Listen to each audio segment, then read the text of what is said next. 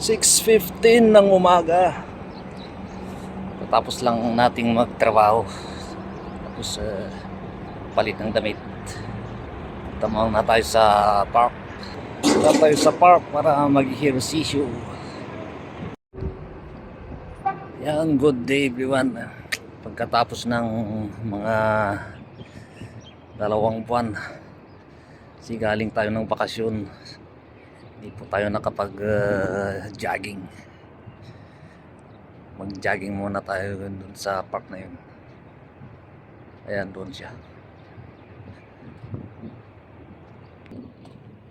Bali yung park po na yan ay mga 3 minuto lang wala sa aming accommodation.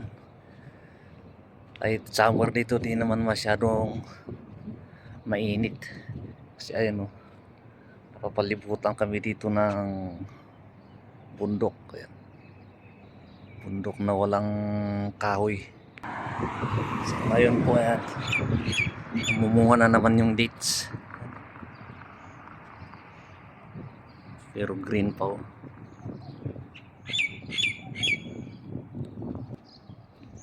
Sa ngayon kasi panahon na ng dito sa Middle East, lalo na dito sa United Arab Emirates. Ayan o yung public park. Kung makikita nyo rito, ayan, mga bundok yan na palibot sa lugar na nga ito. Kaya medyo malamig, mahangin pa. Ito naman yung park kung saan kami nag-jogging. Yan yung bundok, kulay brown, walang kahoy dyan. Yan, dito po tayo papasok. Yan, yan po. Ganda po ng park na to. Yung namumulaklak naman yung fire tree. Pag itong summer, itong fire tree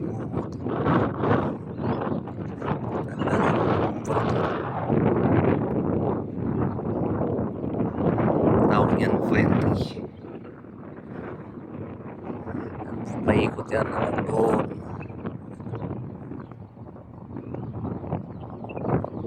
Meron din ditong mga ano dyan. Gusto mong huwag tumakbo dito na lang mag-exercise. Dito po tayo sa Diva Al Fujairah. Paikot yan hanggang doon.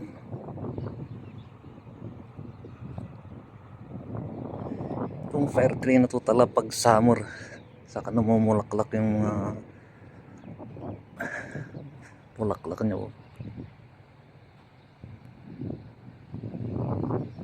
Ganda ng kulay ito.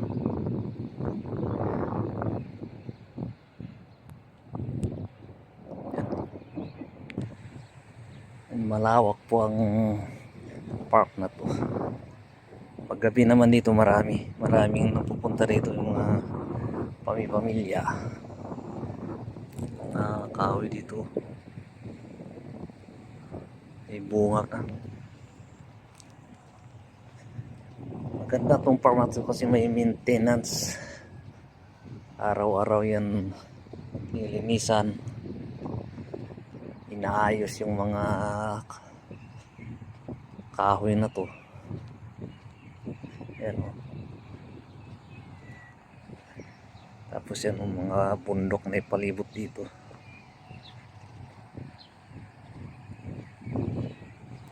Tapos mga daming fire tree dito. May ganito rin sa Pilipinas. O, tingnan nyo.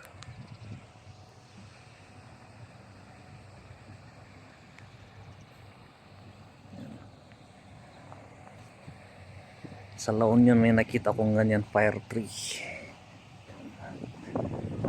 Shout out po sa mga OFW dyan dito sa gitnang silangan.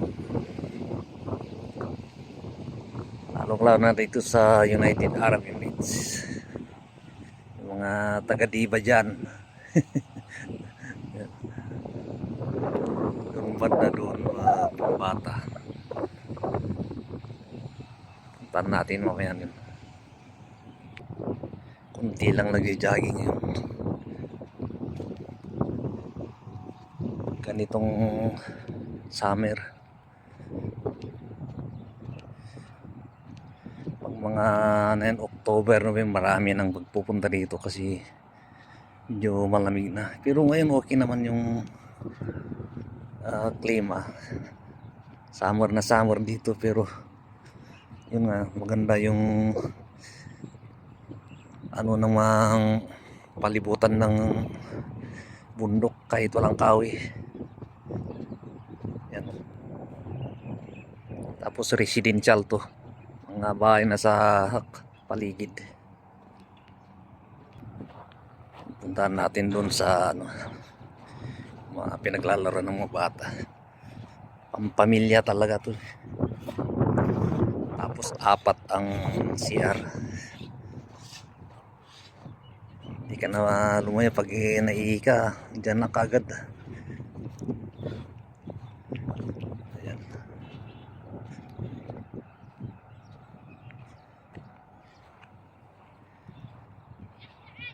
Bundok na yan.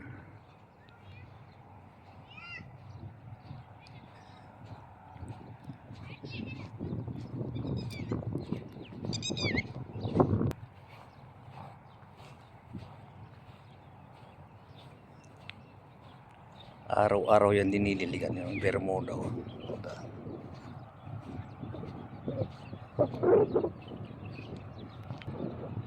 Lawak nito. Yan, lalaro yung mga bata.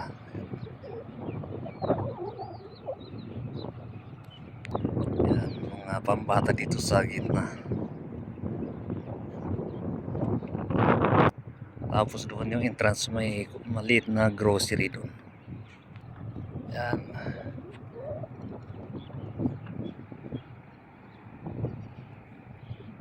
Ganda ng simoy ng hangin, hindi mainit. Sakto lang.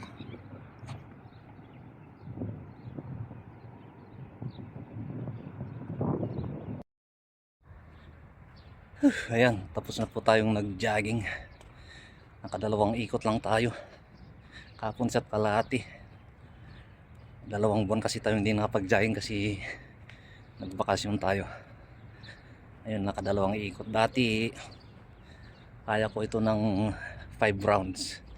Yung isang round, 1 kilometro at